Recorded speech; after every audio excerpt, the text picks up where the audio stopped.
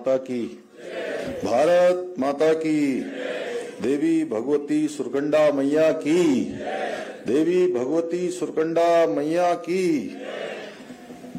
माँ भगवती सुरकंडा माँ दिव्य जागर विमोचन समारोह में आज के कार्यक्रम के विशिष्ट अतिथि और जिन्होंने बहुत कम शब्दों में पूरा गागर में सागर भरने का काम किया, अपनी संस्कृति के बारे में, अपनी लोक कलाओं के बारे में हम सबके समक्ष अपनी बात रखी। उत्तराखंड सरकार के वन मंत्री आदरणीय सुबोध उनियाल जी और आज के कार्यक्रम का जिन्होंने संयोजन किया है, बहुत शानदार, जिन्होंने पूरे देश के अंदर ही नहीं बल्कि दुनिया के अंदर इस जागर को, हमारी लोक संस्कृति को ले जाने का काम किया है। और सच में वो हमारी संस्कृति के ध्वजवाहक हैं। ऐसी संस्कृति आज पूरी दुनिया के अंदर पहुंच रही है। पूरी दुनिया हमारी लोक कलाओं को पहचान रही है, उनको मान्यता दे रही है। उसके संयोजन करने का काम जिन्होंने किया है, पद्मश्री सुप्रसिद्ध जागर सम्राट भाई प्रीतम बर्तवाण जी। आज के कार्यक्रम के विशिष्ट अतिथि डॉक्टर महेश कुडियाल जी, डॉक्टर नवानी जी, विजय जरधारी जी और शशि भूषण जी, पंडित रमेश लेखवाड़ जी, पंडित जगदम्बिका लेखवाड़ जी, सुनील लेखवाड़ जी, राजपाल जरधारी जी जो हमारे अभी पीकेटीसी के तीसरी बार वहाँ के सदस्य बने हैं, रघु भाई, जीत सिंह जरधारी जी, आशीष जरधारी जी, हमारे मान साहब और हमारे पार्टी के प्रवक्ता भाई सतीश लखेड़ा जी और पार्टी के उपाध्यक्ष श्री शैलेंद्र बिष्ट गढ़वाली जी और लोक गायिका मीना राणा जी, रेशमा शाह जी, सौरभ मैठाणी जी एवं कार्यक्रम में उपस्थित बहुत ही हमारे सम्मान के योग्य हमारे सभी उपस्थित भाइयों एवं बहनों, मैं सबसे पहले माँ जगदम्बा भगवती सुरकंडा के चरणों में शीश नवाकर उनको प्रणाम करता हूँ और उनसे प्रार्थना करता हूँ कि उनका आशीर्वाद हमारे सभी प्रदेशवासियों पर बना रहे। मेरे लिए यह अत्यंत ही सौभाग्य की बात है कि आज माँ सुरकंडा देवी पर आधारित जागर का विमोचन करने का ये शुभ अवसर मुझे प्राप्त हो रहा है। भाइयों बहनों, माँ सुरकंडा देवी जो हमारी लोक संस्कृति और आध्यात्मिक परंपरा का प्रतीक, उनके इतिहास, महिमा और गौरवशाली कथा को चलचित्रों से तो जीवंत रूप देने का अद्भुत कार्य हमारे प्रदेश के महान लोक गायक भाई पद्मश्री प्रीतम बर्तवाण जी के द्वारा किया गया है। उनकी जितनी प्रशंसा की जाए उतनी कम है। मैं इसके लिए प्रीतम भाई को बहुत बधाई देता हूँ, बहुत साधुवाद देता हूँ। उनका ये प्रयास न केवल माँ सुरकंडा की महिमा को जन जन तक पहुंचाएगा, बल्कि हमारी नई पीढ़ी को जोड़ने में भी और हमारी विरासत को पीढ़ी दर पीढ़ी आगे बढ़ाने में भी बहुत बड़ा योगदान देगा।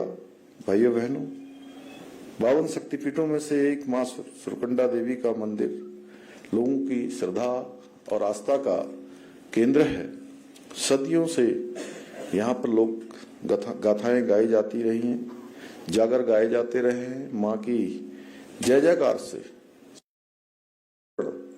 गुंजायमान होता रहा है और आज जब इस अमूल्य धरोहर को संगीत के माध्यम से, चलचित्र के माध्यम से, सांस्कृतिक शिल्प के माध्यम से सजोया जा रहा है, यह अत्यंत ही प्रशंसनीय है। जितनी इसकी प्रशंसा की जाए उतना कम है। भाइयों बहनों, श्री प्रीतम बर्तवाण जी ने, जैसा अभी सुबोध भाई ने भी बताया, कि कि पिछले 30 वर्षों से भी अधिक समय से वो स्वयं उनको देखते भी हैं, जानते भी हैं। अनेक मंचों पर दशकों से अपने स्वर से उत्तराखंड की लोक कला को जन जन तक पहुंचाने का कार्य किया है। जागर पर किए गए अपने विभिन्न शोध कार्यों द्वारा उन्होंने लोगों को बताया है कि जागर केवल एक सामान्य सा गायन नहीं है, ये देवत्व का आह्वान है। देवी देवताओं का हम आह्वान करते हैं और लोक और अध्यात्म का एक संगम भी है। जागर वो माध्यम है जिसके द्वारा हमारे पूर्वजों ने प्रकृति, पर्वत, नदियां और देव शक्तियों के साथ संवाद स्थापित किया।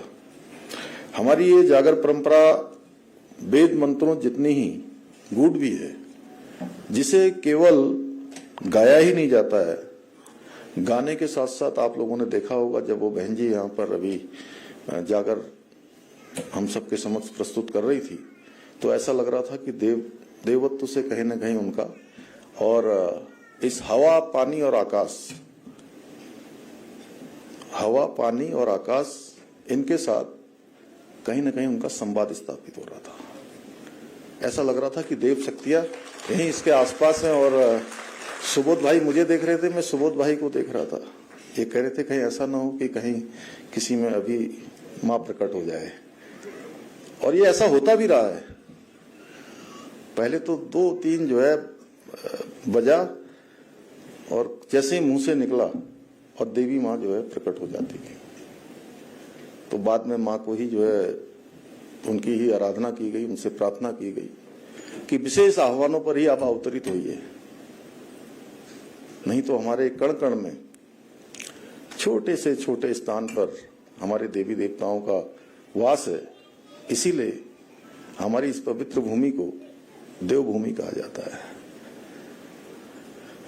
जागर में शब्द नहीं बल्कि शक्ति होती है। प्रत्येक बोल, प्रत्येक ताल, ढोल की थाप में एक आध्यात्मिक शक्ति होती है जो हमारे देवत्व को आमंत्रित करती है। जब ये जागर मां सुरकंडा का हो, जो स्वयं सती का प्रतीक है, जो स्वयं अधर्म के विनाश और धर्म की स्थापना का प्रतीक है, तो ये केवल एक प्रस्तुति नहीं रह जाती है बल्कि एक साधना बन जाती है। इसलिए इस प्रकार के प्रयासों का प्रोत्साहन देना, इसे आगे बढ़ाना, ये हम सब का कर्तव्य है। हमारी सरकार भी इस दिशा में निरंतर प्रयास कर रही है तथा सांस्कृतिक विरासत के संरक्षण के लिए, संवर्धन के लिए संकल्पबद्ध है। भाइयों बहनों, आदरणीय प्रधानमंत्री श्री नरेंद्र मोदी जी के नेतृत्व में आज पूरे भारत में विकास भी और विरासत भी के उद्घोष के साथ जहां एक ओर अभूतपूर्व विकास कार्य किए जा रहे हैं, वहीं दूसरी ओर हमारे जो बड़े बड़े धार्मिक स्थान हैं, चाहे वो बाबा विश्वनाथ की नगरी काशी की अगर मैं बात करूं, तो काशी में बना भव्य काशी का दिव्य कॉरिडोर हो, भव्य काशी और दिव्य काशी बनना हो, उज्जैन में उज्जैन महालोक हो, महाकाल लोक हो, एवं अयोध्या में लंबे समय के बाद भगवान का दिव्य और भव्य मंदिर का निर्माण हो। ऐसे सभी काम, इन सब का निर्माण करवाकर आज देश में सांस्कृतिक पुनर्जागरण की नींव रखी जा रही है। आदरणीय मोदी जी के मार्गदर्शन एवं सहयोग से हमारी सरकार भी प्रदेश के जितने हमारे धार्मिक स्थल हैं, हमारी सांस्कृतिक धरोहर हैं, उनके संरक्षण के लिए निरंतर प्रयास कर रही है। आज श्री केदारनाथ धाम में जिस प्रकार से नवनिर्माण और पुनर्निर्माण का कार्य हुआ है, भव्य और दिव्य केदार बना है। 2013 की आपदा के बाद आप सबको भली भांति याद होगा कि वो पूरा का पूरा परिसर, बाबा का धाम क्षतिग्रस्त हो गया था। और आदरणीय प्रधानमंत्री श्री नरेंद्र मोदी जी जब 2014 में देश के प्रधानमंत्री बने, तो बाबा ने अपने भक्त को ही अपने नव निर्माण और पुनर्निर्माण का कार्य सौंपा, और उनके नेतृत्व में आज हमारा केदारनाथ धाम, जहां पर आने वाले तीर्थयात्रियों की संख्या, श्रद्धालुओं की संख्या कुछ हजारों में रह गई थी। 10-20 हजार ऐसी संख्या पूरे 6 माह में आती थी। जब से उन्होंने वहां प्रवास किया और भव्य केदार और दिव्य केदार बनाने का संकल्प लेकर वहां पर कार्य कराने प्रारंभ किए, आज वहां संख्या हमारी 25 लाख का आंकड़ा छू रही है और भव्य केदार और दिव्य केदार अब बन रहा है। इसी प्रकार से बद्रीनाथ धाम में मास्टर प्लान बनाकर वहां पर भी नवनिर्माण और पुनर्निर्माण के कार्य किए जा रहे हैं। इसी प्रकार मानसखंड मंदिर माला मिशन के तहत पौराणिक मंदिरों के पुनरुत्थान एवं सौंदर्यीकरण हेतु अनेक योजनाएं बनाई जा रही हैं। इसके साथ ही हम हरिद्वार ऋषिकेश गंगा कॉरिडोर और शारदा कॉरिडोर के निर्माण में भी तेजी से कार्य कर रहे हैं। आप सभी जानते हैं, मां सुरकंडा देवी मंदिर जाने के लिए पैदल चलना पड़ता था, लेकिन हमारी सरकार ने मंदिर तक रोपवे का संचालन प्रारंभ करवाया है और अब आसानी से मां सुरकंडा के भक्त जो शारीरिक रूप से कमजोर होते हैं या हमारे बुजुर्ग होते हैं, उन सबको भी आसानी से मां सुरकंडा के दर्शन करने का सौभाग्य प्राप्त हो जाता है। अब जिन्हें ऐसे अनेक कार्य हैं, प्रदेश के अंदर अनेक विकास के कार्य किए जा रहे हैं। साथ ही हमने पिछले वर्षों में कई ऐतिहासिक निर्णय को लेने का कार्य भी किया है। मैं यहाँ बताऊं आपको कि पूरे देश के अंदर सबसे पहले जो भारत के संविधान के अनुच्छेद 44 में जिसका प्रावधान किया गया, जब भारत का संविधान बन रहा था कि इस देश के अंदर रहने वाले सभी लोगों के लिए, कोई किसी पंथ का हो, जाति का हो, संप्रदाय का हो, सबके लिए एक समान कानून होगा। भाइयों बहनों, ये सब गौरव हम सबको प्राप्त हो गया, देवभूमि उत्तराखंड के लोगों को, कि यहाँ रहने वाले सभी लोगों के लिए एक समान कानून लागू हो गया है। और ये हमारा संकल्प था। हमने देवभूमि उत्तराखंड की जनता से आदरणीय प्रधानमंत्री श्री नरेंद्र मोदी जी के नेतृत्व में अपना संकल्प प्रस्तुत किया था और हमने अपने संकल्प को सिद्धि तक पहुंचाया है। और 27 जनवरी 2025 से देवभूमि उत्तराखंड में रहने वाले, अब कोई किसी जाति का हो, किसी पंथ का हो, किसी समुदाय का हो, सबके लिए एक समान कानून लागू हो गया है। बड़ी संख्या में लोग जिन्होंने 2010 के बाद विवाह के रजिस्ट्रेशन नहीं करवाए थे, वो सब बड़ी संख्या में रजिस्ट्रेशन करवा रहे हैं। 2.5 लाख से बड़ा आंकड़ा आ गया है। और हमने भी कहा है, जो एक औपचारिक शुल्क होता है, हमारे मंत्रिमंडल में हम लोगों ने फैसला लिया सबने कि उसको शुल्क से निःशुल्क किया है। मैं सबसे आह्वान भी करना चाहता हूं, जिनके अभी रजिस्ट्रेशन नहीं हुए, कोई ये सामान्य प्रक्रिया है, ये सबकी सुरक्षा के लिए, बच्चों के भविष्य के लिए हमने तय किया है, उसको जरूर कर लें। इसी प्रकार अभी सुबोध भाई कह रहे थे कि यहाँ जमीनों का जो है एक बड़ा काट छाट हो रही थी, खुर्द बुर्द हो रही थी, लोग अलग अलग प्रकार से यहाँ पर बड़े बड़े लैंड बैंक बना रहे थे। लैंड बैंक यानी कि बहुत सारी जमीनों को इकट्ठा कर रहे थे, औने पौने दामों में खरीद रहे थे और कहते थे कि हम कोई बड़ा इंस्टीट्यूशन बनाएंगे, अस्पताल बनाएंगे। अब हमारे कुडियाल साहब इन्होंने तो अस्पताल चला रहे हैं तो, लेकिन बहुत सारे लोग ऐसे आ गए जो कहते थे अस्पताल बनाएंगे जी, हमको 20 एकड़ जमीन चाहिए, हमको कोई 50 एकड़। मान साहब जैसे आप भी स्कूल चला रहे हैं तो कहते थे स्कूल बनाएंगे, हम कोई बड़ा होटल बनाएंगे, लोगों को रोजगार देंगे, फैक्ट्री लगाएंगे। फैक्ट्री भी नहीं लगाई, होटल भी नहीं बनाया, स्कूल भी नहीं बनाया, अस्पताल भी नहीं बनाया और जमीनें खूब जोड़ ली। भाइयों बहनों, हमने कहा कि हम राज्य की जमीनों को अब किसी कीमत पर खुर्द बुर्द नहीं होने देंगे। आप सब लोगों की लंबे समय से मांग थी कि एक भूमि का कानून होना चाहिए और हमने समस्त कृषि की भूमि की खरीद पर रोक लगा दी है। भूमि का अधिनियम हम विधानसभा के अंदर लेकर आए हैं। इसी प्रकार हमारे बच्चों के भविष्य को बचाने के लिए हम नकल का कानून लेकर आए। राज्य स्थापना के बाद 16,000 कुल नियुक्तियां 21 सालों में संपन्न हुई थी। और अगर पिछले 4 सालों की मैं बात करूं तो पिछले 4 सालों में अभी तक 24,000 नियुक्तियां बिना किसी नकल के संपन्न हो चुकी हैं। और ये प्रक्रिया हमारी अनवरत रूप से चलने वाली है। आप सब भी देखते होंगे, उत्तराखंड का कोई जनपद ऐसा नहीं है जहां के गरीब माता पिता के बेटे और बेटियां आज सरकारी नौकरियों में चयन जिनका नहीं हो रहा है। और एक में चयन नहीं हो रहा है, एक साथ 4-4 नौकरियों में चयन हो रहा है। 4-4 जगह उनका जो है चयन हो जा रहा है। और कुछ तो ऐसे हैं कि 5 जगह पर चयन हो रहा है। ये मैं नहीं कह रहा हूं, ये सब आंकड़े कह रहे हैं। और आप सब देखेंगे एक अलग प्रकार का वातावरण निर्मित हुआ है। गरीब माता पिता के बेटे और बेटियों के अंदर और उनके माता पिता के अंदर एक विश्वास पैदा हुआ है। उन बच्चों के अंदर जो परीक्षाओं की तैयारियां कर रहे हैं, उनका आत्मविश्वास लौटा है कि अगर हम ठीक प्रकार से अपनी तैयारियां करेंगे तो निश्चित रूप से हमको चयन का अवसर मिलेगा।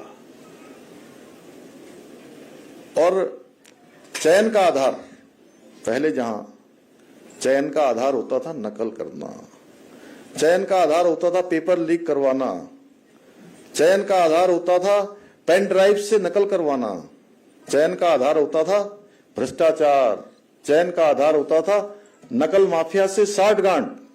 भाइयों बहनों, इस धारणा को हमने पूरी तरह से बदलने का काम किया और 100 से अधिक नकल माफियाओं के खिलाफ कार्रवाई करके नकल माफियाओं को जेल की सलाखों के पीछे भेजा। और अब चयन का आधार केवल और केवल एक होता है, योग्यता, प्रतिभा और क्षमता। इसके आधार पर आज नौकरियां मिल रही हैं। और एक भी मामले में कोई भी जो है कोर्ट में नहीं गया, कोई न्यायालय में मामला लंबित नहीं हुआ, कोई ऐसा विवाद नहीं आया। इसलिए मैं आज जहां हम विकास भी और विरासत भी, हमारे प्रीतम भरतवाण जी इस काम को आगे बढ़ा रहे हैं, हमारी लोक संस्कृति को आगे बढ़ा रहे हैं। मैं अपने नौजवानों से, अपने युवा भाई बहनों से भी कहना चाहता हूं कि जो भी परीक्षाओं की तैयारियां कर रहे हैं वो पूरी तरह से अपनी तैयारियां मनोयोग से करें। निश्चित रूप से उनका चयन होगा, निश्चित रूप से उन सबको अवसर मिलने वाला है। ऐसे अनेक कार्य हमने, चाहे धर्मांतरण, देवभूमि के मूल स्वरूप को बचाने के लिए चाहे धर्मांतरण रोकने का कानून बनाना हो, दंगा रोकने का कानून बनाना हो, लैंड जिहाद, लव जिहाद, थूक जिहाद के खिलाफ हमने कठोर कार्रवाई की है। और अभी कल से पवित्र श्रावण मास में जब चारधाम यात्रा भी हमारी चल रही है और कांवड़ यात्रा भी प्रारंभ हो गई है, तो हम ऑपरेशन कालनेमी लेकर आए हैं। और ऑपरेशन कालनेमी के तहत लगभग 60 से भी ज्यादा ऐसे छद्म वेशधारी अभी तक गिरफ्तार हो चुके हैं 2 दिन के ऑपरेशन में। और ये सुरक्षा की दृष्टि से भी ऐसे संदिग्ध लोगों की पहचान करना कितना आवश्यक है, किस प्रकार से जगह जगह पर लोगों को ठगने का काम करते थे, धार्मिक भावनाओं को आहत करने का काम करते थे, सनातन का नुकसान करते थे। आने वाले हमारे जो श्रद्धालु हैं, जो हमारे भगवान के भक्त हैं, हमारे यहाँ आस्था श्रद्धा से आते हैं, उनकी आस्था श्रद्धा को भी ठेस पहुंचाने का काम करते थे। तो ये ऑपरेशन हमने शुरू किया है। हमने कहा हम किसी भी कीमत पर देवभूमि का जो मूल स्वरूप है, उस मूल स्वरूप को, ऐसे देवत्व को जो अभी हमने जागर के माध्यम से यहाँ हमारे सामने प्रस्तुत हुआ, किसी भी कीमत पर हम उस देवत्व को यहाँ पर कोई नुकसान नहीं होने देंगे। ये हमारा संकल्प है। यहाँ की जो डेमोग्राफी बदल गई है, उस डेमोग्राफी को रोकना भी हमारा कर्तव्य है और देवभूमि का मूल स्वरूप बना रहे। हम सब चाहते हैं, देवभूमि उत्तराखंड के लोग चाहते हैं, लेकिन देवभूमि उत्तराखंड के साथ साथ पूरी दुनिया के लोग, पूरे देश के लोग भी चाहते हैं कि देवभूमि, जिसके बारे में कहते हैं वहां के लोग अच्छे होते हैं, सच्चे होते हैं, ईमानदार होते हैं, आस्थावान होते हैं और भगवान के सबसे नजदीक का कोई स्थान है तो वो हमारा देवभूमि उत्तराखंड है। उसका मूल अस्तित्व बचा रहना चाहिए, उसका मूल अस्तित्व किसी कीमत पर समाप्त नहीं होना चाहिए। भाइयों बहनों, ऐसे अनेक काम किए हैं, मैं इसको गिनाने लगूंगा तो प्रीतम भाई से मैं खुद ही कह रहा था कि मुझे जल्दी जाना है, और आप सब लोगों को, इतने सारे भक्तों को देखकर, और मैं देख रहा हूं जब जागर यहाँ पर हो रहा है तो सबके सब जो है बिल्कुल भाव विभोर होकर जागर के अंदर समा गए। तो मुझे भी लगा कि ऐसे भक्तों के बीच में थोड़ा सा ऐसा उचित मंच ये है, मुझे अपना भी थोड़ा सा रिपोर्ट कार्ड रख देना चाहिए कि थोड़ी सी कि कितना हम लोग कुछ प्रयास कर रहे हैं राज्य के लिए। मैं ये नहीं कह रहा हूं कि सब कर दिया है, हम लोग प्रयास कर रहे हैं। जब मुझे हमारे पत्रकार बंधु पूछते हैं कि आपको 4 साल का कालखंड हो गया, मैंने कहा हो गया। मैंने कहा कालखंड एक दिन का भी बहुत होता है, और आपने कितने काम कर दिए, आपकी सरकार ने क्या कर दिया। मैंने कहा हमने बहुत सारे कामों को हमारे प्रधानमंत्री आदरणीय मोदी जी के मार्गदर्शन में आगे बढ़ाया है, लेकिन बहुत सारे काम आगे करना है। हमारा संकल्प है कि सबका साथ लेकर, सबका आशीर्वाद लेकर उत्तराखंड हमारा देश का श्रेष्ठ राज्य बने, उत्तराखंड हमारा देश का आदर्श राज्य बने, उत्तराखंड देश का अग्रणी राज्य बने। उसके लिए हम सबको काम करना है, और हम उस दिशा में ठीक प्रकार से आगे भी बढ़ रहे हैं। आज देखिए, हम बहुत सारे जो कानून बना रहे हैं, बहुत सारे हम निर्णय ले रहे हैं, वो पूरे देश के लिए भी उदाहरण बन रहे हैं। और सबसे बड़ी बात है, हम सबके लिए गौरव की बात है कि 2023-24 के नीति आयोग भारत सरकार के इंडेक्स में सतत विकास के लक्ष्यों को प्राप्त करने में, SDG सस्टेनेबल डेवलपमेंट गोल्स, उसमें हमारा उत्तराखंड उस इंडेक्स में पूरे देश के अंदर पहले स्थान पर आया है। हम फाइनेंशियल, वित्तीय प्रबंधन में पूरे देश के सभी राज्यों में, छोटे राज्यों में हमारा दूसरे स्थान पर आया है। हमने जो GSDP, राज्य की GSDP को हम सब ने आज से 3.5 वर्ष पूर्व इसको दुगना करने का जो निर्णय लिया था, जो हमारी GSDP आज है मान साहब, उसको जो डबल करने का हमने निर्णय लिया था, मुझे आप सबको बताते हुए मां सुरकंडा के जागर विमोचन समारोह पर इस बहुत ही पवित्र और दिव्य समारोह में कि हमने 1.5 गुना का लक्ष्य प्राप्त कर लिया है, यानी कि 0.5 का लक्ष्य हमें और प्राप्त करना है, हम 2 गुना हो जाएंगे। ऐसे अनेक काम आज, चाहे बहुत लंबे समय से रुकी हुई यहाँ की परियोजनाएं हो, लखवाड़ डैम, सौंग डैम, जमरानी बांध, हमारा एम्स का निर्माण हो, या हमारा स्मार्ट इंडस्ट्रियल सिटी बनना हो, देहरादून से अनेक देश के शहरों के लिए हवाई सेवा हो, आज हमारे 18 हेलीपोर्ट्स निर्मित हो रहे हैं, 4 धाम ऑल वेदर रोडों का निर्माण हो, स्वास्थ्य सेवाएं हो, एप्पल मिशन, कीवी मिशन के माध्यम से हमारे किसान भाइयों को आगे बढ़ाना हो, सर्विस सेक्टर को आगे बढ़ाना हो, ऐसे अनेक काम किए जा रहे हैं। नौजवान युवाओं को आगे बढ़ाने के लिए आज हम रोजगार के क्षेत्र में, चाहे स्टार्टअप्स हो, होम स्टे हो, या हमारा ईज ऑफ लिविंग हो, ईज ऑफ डूइंग हो, हमारे सेल्फ हेल्प ग्रुप्स, आप देखते होंगे मां सुरकंडा के दर्शन आप करने गए होंगे तो आपको बढ़िया सा अचार वहां पर मिलेगा, और नून पिसा हुआ मिलता है, नून, वो भी हमारा नून, उसकी भी जो है पूरी दुनिया के अंदर आज बड़ी मांग हो रही है। और हमारी जो माताएं बहनें हैं जो आज उत्पाद बना रही है ना, मैं सच में, मैंने बचपन में अपनी माँ को भी बहुत कठिन परिस्थितियों में काम करते हुए देखा है। प्रीतम भाई बहुत, जब मैं अभी, मुझे यहाँ से संचालक जी कह रहे थे कि हल चला रहा था, पटेला लगा रहा था, तो ये मैं कोई कार्यक्रम में नहीं गया था। मैं आज आपको बताऊं, मैं तो अपने परंपरागत खेत में, जिसमें मेरे दादा करते थे, मेरी माँ करती थी, मेरे पिताजी करते थे, मैं भी उनके साथ बचपन से मेड़ बांधता था, फावड़ा चलाता था, रुपाई लगाता था, और बैलों से हल जोतने का काम भी मैंने बचपन में किया है। अन्यथा उस पटेले में चलना और बैलों को चलाना शायद आसान नहीं होता होगा, जो जिन्होंने भी हल चलाया होगा वो जानते हैं। तो कुछ लोग मुझे कह रहे थे, अरे भाई ये क्या हो गया, वो किसी ने हल चलाया तो आपने भी चला दिया। मैंने कहा मैं किसी के खेत में नहीं गया, मैं तो परंपरागत रूप से जहां जाता रहा वहां जाता रहा हूं। मैंने कहा जो लोग ऐसी बात कर रहे हैं उनसे मैं केवल एक ही बात कहता हूं, भाई बड़े खून, बड़ा पसीना हमारा भी लगा उस दिन रुपाई लगाने में और हल चलाने में। उसमें अच्छे धान होंगे सुबोध भाई, बढ़िया धान होंगे वहां, और उसके चावल भी बढ़िया निकलेंगे। फिर हम भात बनाएंगे, सबको आमंत्रित करेंगे, एक दिन सबको भात भी खिलाएंगे। तो ऐसे अनेक काम हम लोग बचपन से करते आए हैं, जो हमारी परंपरा रही है उसको हमको आगे बढ़ाना है।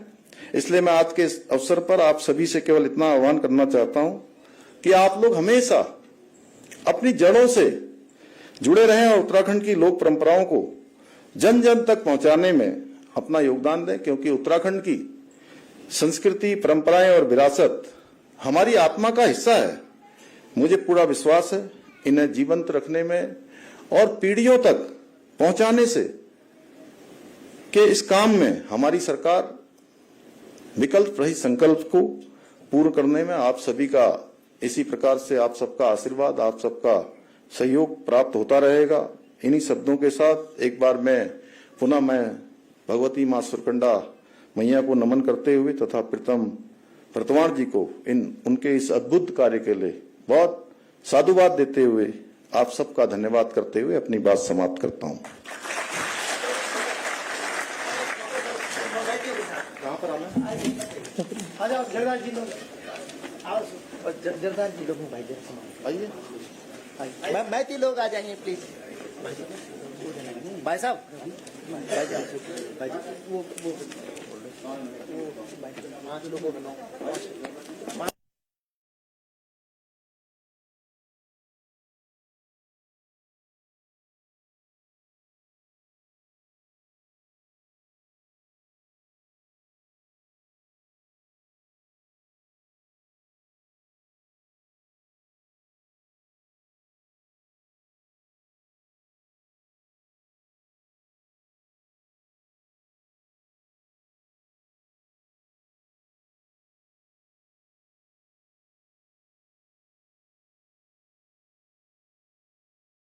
सदस्य बद्री केदार मंदिर समिति, रघु भाई,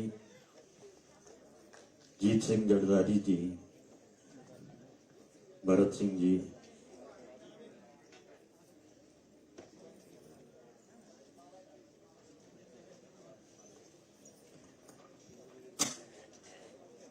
आप सभी मां भगवती के मैतियों का माननीय मुख्यमंत्री जी के कर कमलों द्वारा आपका यहाँ पर सम्मान। आशीष जरदारी जी, भरत सिंह जी, विनोद सिंह जी, धनवीर जरदारी जी, राजेंद्र जरदारी जी, प्रदीप जरदारी जी, विजय पाल थापा जी, सुमेर सिंह जरदारी जी,